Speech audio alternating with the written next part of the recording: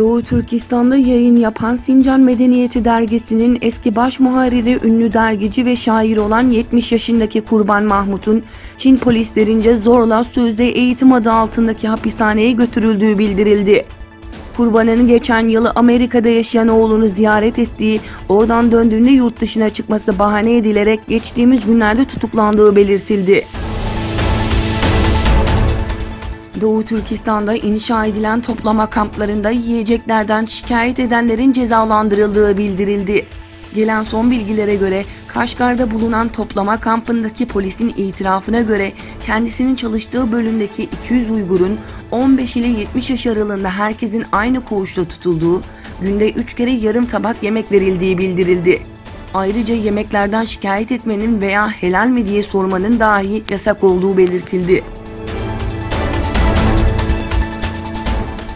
Çin'in küresel altyapı projelerinin merkezinde olan ve Çin'e karşı borcunun ödenemeyecek seviyede olduğu söylenen Pakistan'ın IMF'ye gittiği iddia edildi. Wall Street Journal'ın haberine göre Pakistan, yüksek ticaret açığı ve azalan döviz rezervleri sebebiyle IMF'ye başvuruda bulunacağını açıkladı. ABD'li yetkililer ise IMF'nin parasının Çin'e borçları ödemekte kullanılmasını istemiyor.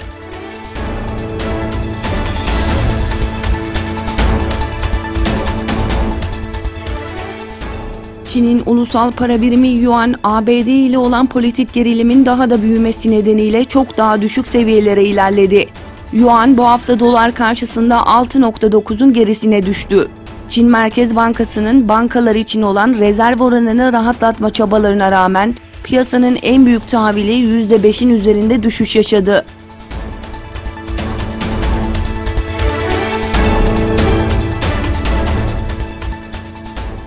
Avrupa Konseyi Parlamenterler Meclisi Genel Kurulu, Kırım'ı işgali nedeniyle 2014'te oy hakkı elinden alındığı için AKP'ye heyet göndermeyen Rusya'nın Avrupa Konseyi'ne geri dönüş hamlesi olarak görülen karar tasarısını komisyona iade etti. Strasbourg'da devam eden AKP Genel Kurulu'nda yetki ve oy verme hakkı bakımından parlamentodaki karar sürecinin güçlendirilmesi konulu rapor ve karar tasarısı ele alındı.